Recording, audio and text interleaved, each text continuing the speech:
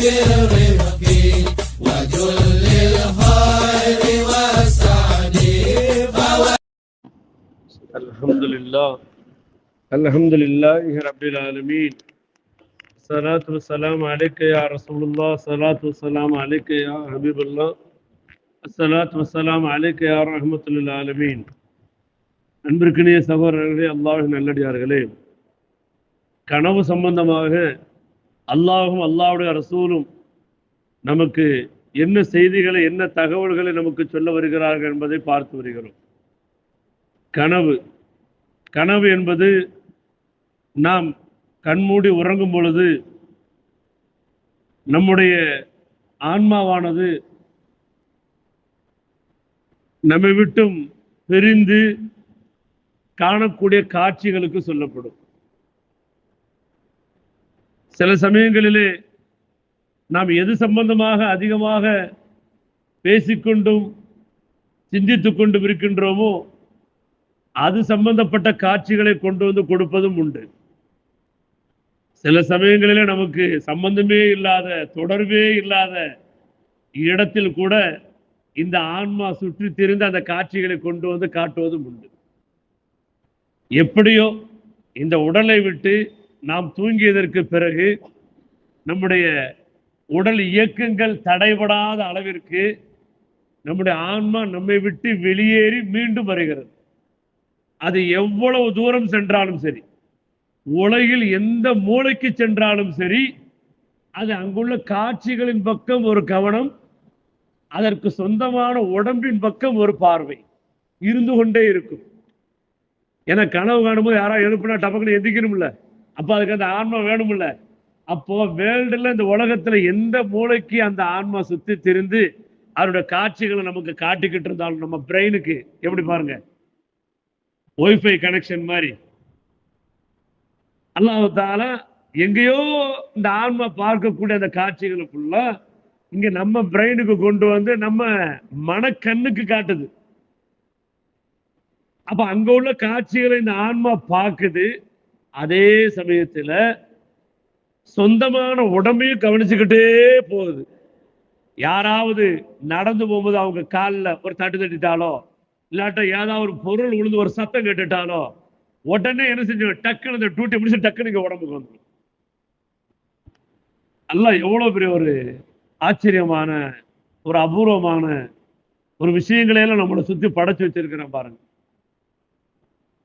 ஏன்னா தட்டும்போது டக்குன்னு அவர் எந்திக்கணும், அவன் ஒருத்தர் எழுப்பும்போது டக்குன்னு எந்திக்கணும். அப்ப அந்த ஆன்மா அப்போ அவர்கிட்ட இருக்கணும். அவன் அல்லாஹ் தஆலா அந்த மாதிரி வச்சிருக்கிறான்.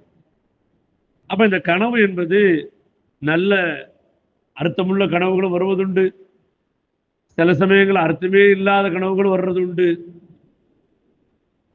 சில சமயங்கள்ல நமக்கு இந்த கனவு எதை உணர்த்தும் தெரியுமா? மர்மையை ரொம்ப உணர்த்தும். அது கபரை நமக்கு ரொம்ப உணர்த்தும் இந்த கனவு என்பது. எப்படி கபரை உணர்த்தும்? கபரில் நடக்கக்கூடிய அதாபுகள் அல்லது கபரில் கிடைக்கக்கூடிய சந்தோஷங்கள், இதை ஆன்மாக்கள் அனுபவிக்கும். ஆன்மாக்கள் என்ன செய்யும்? அனுபவிக்கும். மௌத்தா போனதுக்கு அப்புறம் என்ன தெரிய போகுது அப்படின்னு ஒரு சில நம்ம நினைச்சுக்கிட்டு இருக்கிறோம். அப்படி அல்ல. நீங்க நம்மள பலருக்கு நிச்சயமா இந்த மாதிரி நடந்திருக்கும்.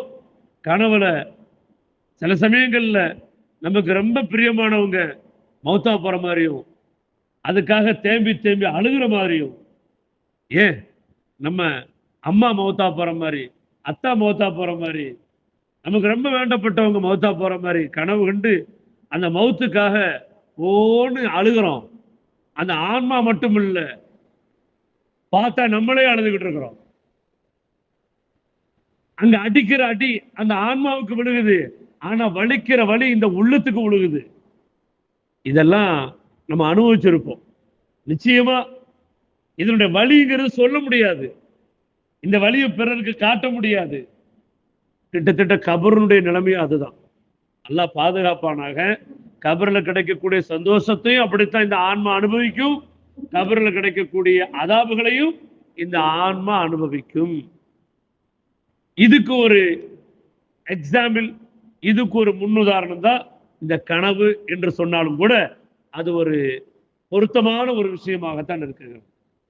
அப்ப கனவுங்கிறது என்னங்கிற பத்தி அபூ சயீத் அல்-குத்ரி ரலியல்லாஹு அன்ஹு அறிவிக்கிறாங்க, உங்கள ஒருத்தர் தான் விரும்பும் நல்ல கனவை பார்த்தா அது அல்லாஹ்விடமிருந்து வந்ததாகும். அதுக்காக அவர் அல்லாஹ்வை புகழட்டும், அல்ஹம்துலில்லாஹ் என்று புகழட்டும், அதை மற்றவரிடத்திலே கூறட்டும். மற்றொரு அறிவிப்பிலே சொன்னாங்க, மற்றவரிடத்திலே என்று சொன்னால் எல்லோரிடத்திலும் அல்ல, தான் பிரியப்படக்கூடியவர்களிடத்திலே யார்கிட்ட சொல்லணும் இவங்க பிரியப்படுறாங்களோ அவங்ககிட்ட மட்டும் சொல்லட்டும், எல்லார்ட்டையும் சொல்ல வேண்டாம். கணவனுடைய ஒரு ஷரத்துல இது ஒண்ணு, கனவு கண்டா என்ன செஞ்சுக்கிட்டு இருக்கக்கூடாது, எல்லார்ட்டையும் சொல்லிக்கிட்டு இருக்கக்கூடாது. தனக்கு பிரியமானவங்ககிட்ட நெருக்கமானவங்ககிட்ட பகிர்ந்து கொள்ளலாம், அல்லது அது சம்பந்தப்பட்ட ஒரு நல்ல செய்திகளை நல்ல விளக்கங்களை கொடுப்பாங்கன்னு தெரிஞ்சா அவங்க கிட்ட கனவை பகிர்ந்து கொள்ளலாம். ஆனா இன்னைக்கு நம்ம கனவை டீ கடையில் உட்காந்து பேசிக்கிட்டு இருக்கிறோம். நான் நேற்று இப்படி ஒரு கனவு கொண்டேன்ப்பா, அப்படி ஒரு கனவு கொண்டேன்ப்பா. ஆனா ரசூலுல்லாஹி ஸல்லல்லாஹு அலைஹி வஸல்லம் அவர்கள் ஒவ்வொரு நாள் சுபஹ் தொழுவதற்கு பிறகு, டெய்லி இல்லை, சுபஹ் தொழுவதற்கு பிறகு தான் ஏதாவது கனவு கண்டால் அந்த கனவை பற்றி சொல்லுவார்கள். அதே மாதிரி சஹாபாக்கள் யாராவது கனவு கண்டு அந்த கனவை சொன்னாங்கன்னு சொன்னா அந்த கனவுக்கு விளக்கத்தையும் கொடுப்பாங்க. இது ரசூலுல்லாஹ்வுடைய வளமையாக இருந்துச்சு. அப்போ கனவை நம்ம காண்றோம்னு சொன்னா அது நல்ல கனவாக இருந்துச்சுன்னு சொன்னா நம்ம என்ன செய்யலாம், அல்லாஹ்வை புகழணும். அதுக்கப்புறம் நமக்கு நெருக்கமானவங்ககிட்ட நேசிப்பவரிடத்துல மட்டும் சொல்லணும் அப்படின்னு சொல்லப்பட்டிருக்கு. அதே சமயத்துல நமக்கு பிடிக்காத வெறுக்கக்கூடிய நல்லது அல்லது தீயதை கனவாக கண்டால் அந்த கனவு சைத்தானிடமிருந்து வந்துள்ளதாகும். இங்கேயும் எப்படி என்ன செய்யறான், தன்னுடைய சேட்டையை காட்டுறான். கனவின் மூலமாகவும் என்ன செய்யறான், சைத்தான் நம்மளை சேட்டையை காட்டுறான். அப்ப இது அல்லாஹ்வுடைய அனுமதியின் பேர்ல தான் நடக்குது. அல்லாஹ்வுடைய அனுமதி இல்லாம நடக்குமா, அல்லாஹ்வுடைய உத்தரவு இல்லாம நடக்குமா? ஏதாவது நிச்சயமா நடக்காது. அல்லாஹ் தான் சைத்தானுக்கு அந்த இடத்திலேயே அன்னைக்கே அல்லாஹ் என்ன செஞ்சுட்டான், முடிஞ்சதை செஞ்சு பாருப்பா, ஓ நீ ஒன்னால என்ன முடியுமோ செஞ்சு பாரு, ஓடு என்று அல்லாஹ் என்ன செஞ்சுட்டான், கொஞ்சம் அப்படி விட்டு விட்டுருக்கிறான்.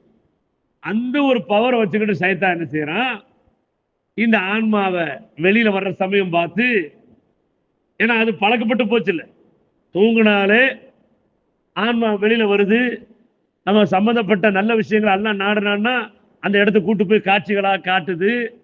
அதே சமயத்துல சரி அல்லாஹ்வுடைய நாட்டம் இல்லை, ஒரு நல்ல காட்சிகளுக்கு உண்டான ஒரு சூழ்நிலை இல்லைன்னு சொன்னா அந்த அந்த இடத்தை அந்த நேரத்தை அந்த ஆத்மாவை சைத்தான் என்ன செஞ்சுக்கிறான், கேப்சர் பண்ணிக்கிறான்.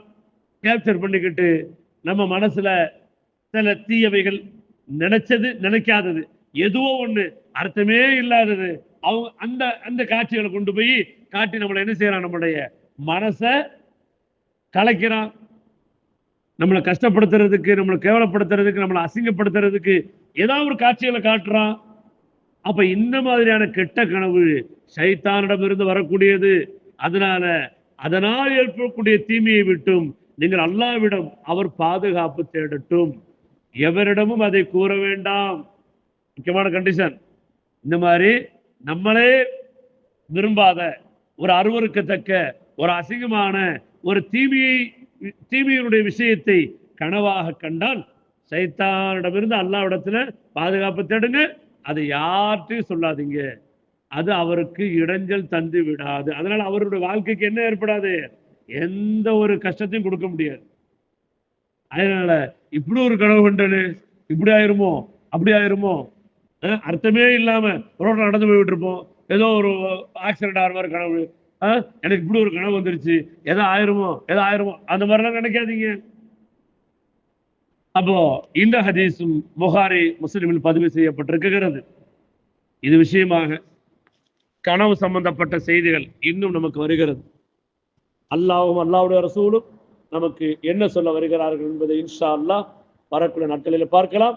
அல்லாஹ் ரப்பல் ஆலமீன் இதை சொன்னோம், எதை கேட்டோமோ அதனுடைய விளங்கி அமல் செய்யக்கூடிய நன்மக்களாக மேன்மக்களாக அல்லாஹ் நம்மை ஆக்குவதோடு, நமக்கு வரக்கூடிய கனவுகள் நல்லோர்களை காண்பதை போல, நல்லோர்களுடைய சகவாசங்கள் கிடைப்பதை போல, நல்லோர்களுடனே நாம் நல்லோர்களாக இருப்பதை போல அல்லாஹ்வுக்கு பொருத்தமான, அல்லாஹ்வுக்கு விருப்பமான நாயகத்தை கனவிலும் நனவிலும் காணக்கூடிய அளவிற்கு உண்டான கனவுகளை அல்லாஹு தஆலா நமக்கு தரக்கூடிய அளவிற்கு நம்முடைய நஃப்ஸை பக்குவப்படுத்துவானாக, பரிசுத்தப்படுத்துவானாக.